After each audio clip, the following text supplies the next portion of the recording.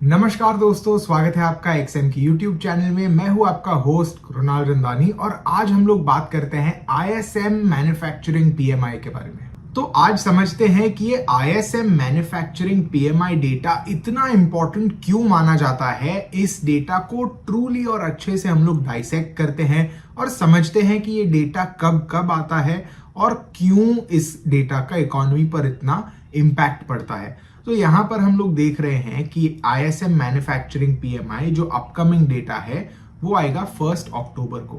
Basically आपको ये समझना है कि ISM manufacturing PMI comes out on the first business day of the month. तो अक्टूबर 1 एक वर्किंग डे है तो वो अक्टूबर 1 को आएगा। जैसे कुछ महीने पहले the first business day of the month was on the 3rd, तो आईएसएम डेटा 3rd को आया था। तो ये चीज आपको अच्छे से समझनी है। अब आईएसएम बेसिकली एक डेटा प्रोवाइडर है। मैन्युफैक्चरिंग पीएमआई डेटा का नाम है। पीएमआई का मतलब क्या?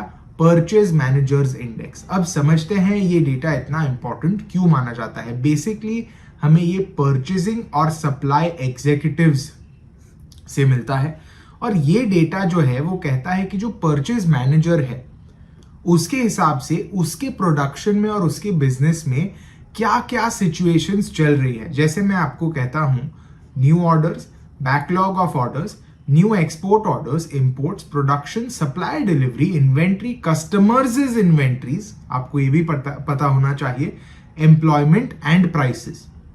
समझ रहे हो बात? बेसिकली हमें पता चल रहा है कि मैन्युफैक्चरिंग साइड में जो इंडस्ट्री साइड है वहां पर नए ऑर्डर्स आ रहे हैं कि नहीं, बैकलॉग ऑफ ओल्ड ऑर्डर्स मतलब प्रोडक्शन अच्छा चल रहा है कि नहीं, क्योंकि अगर प्रोडक्शन अच्छा नहीं चलेगा तो बहुत ज्यादा बैकलॉग होगा। समझ में आ रही है बात? अगर नए ऑर्डर्स अच्छे से आ रहे हैं, अगर नए ऑर्डर्स आते जा रहे हैं तो न्यू ऑर्डर्स अच्छे दिखेंगे। अगर नहीं आ रहे हैं तो new order data slow down होता हमें दिखेगा। New export orders and imports. अब कोई भी प्रोडक्शन में एक्सपोर्ट और इंपोर्ट का जरूरी है, कुछ ना कुछ तो जरूरी है। या तो वो इक्विपमेंट जो मशीन बनाती है वो इंपोर्टेड होगी, या कोई रॉ मटेरियल इंपोर्टेड होगा, या जो माल है वो एक्सपोर्ट होगा। कुछ ना कुछ तो ट्रेड होता ही है मैन्युफैक्चरिंग में, बराबर। अब यहां पर हम लोग देख रहे हैं एक्सपोर्ट ऑर्डर्स कितने आ रहे हैं। अगर एक्सपोर्ट ऑर्डर्स अच्छे हैं तो इसका मतलब ये कि इकोनॉमी में एक तो अच्छी चीज हो रही है क्योंकि we are getting exports and we are getting money, right, वो एक अच्छी बात है। दूसरी बात ये है कि ग्लोबली कंपेटिटिव प्रोडक्ट बन रही है, जो एक और एडवांटेज हो जाता है। एक और चीज ये होती है कि अगर एक्सपोर्ट्स ज्यादा है तो बैलेंस ऑफ ट्रेड में भी हमारा फायदा हो जाएगा। And then we also see import. So हम लोग ये भी देखते हैं कि क्या इम्पोर्ट्स के सामने एक्सपोर्ट अच्छा कर पा रहे हैं कि नहीं।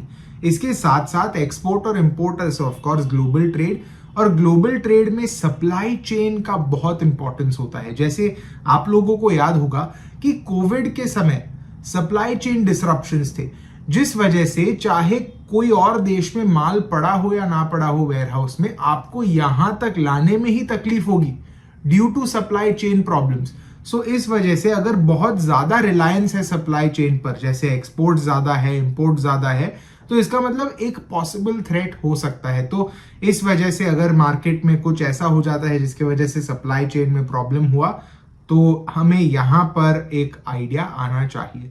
प्रोडक्शन, ऑब्वियसली प्रोडक्शन कितना हो रहा है, प्रोडक्शन भी फंक्शन है बहुत सारी दूसरी चीजों पर। आप प्रोडक्शन करना चाह रहे हो पर अगर आपके पास लेबर इतना नहीं है तो आप प्रोड्यूस नहीं कर पाओगे।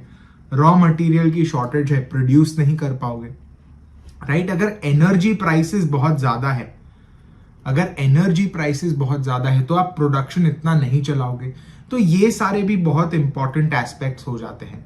Supplier delivery, supply delivery time पर कर रहा है कि नहीं, या कोई प्रॉब्लम आ रहा है, अगेन सप्लाई चेन का आइडिया आ जाता है।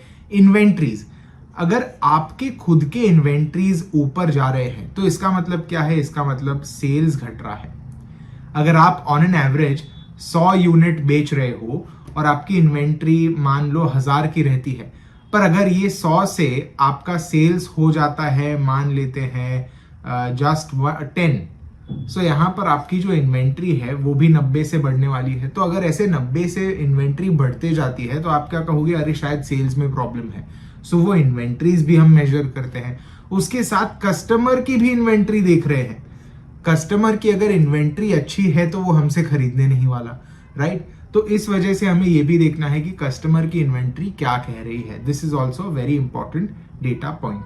एम्प्लॉयमेंट एंड प्राइसेस, अगर एम्प्लॉयमेंट अच्छा है, अगर लेबर सप्लाई अच्छा है, लेबर स्किल अच्छा है, सब अच्छा है, तो एम्प्लॉयमेंट में प्रॉब्लम नहीं होना चाहिए।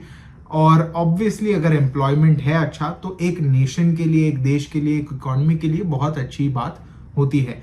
उसी हिसाब से अगर प्राइसेस कम या ज्यादा है, बहुत कम या बहुत ज्यादा, तो भी प्रॉब्लम्स हो सकता है। अगर prices are too less than it can lead to a lot of problems down the line. And if prices are too high right now, सीधी बात है कि ज्यादा कोई खरीदने में इतना इंटरेस्टेड नहीं होगा। Now prices can relate to your price, your suppliers price, raw material pricing, a lot of different things.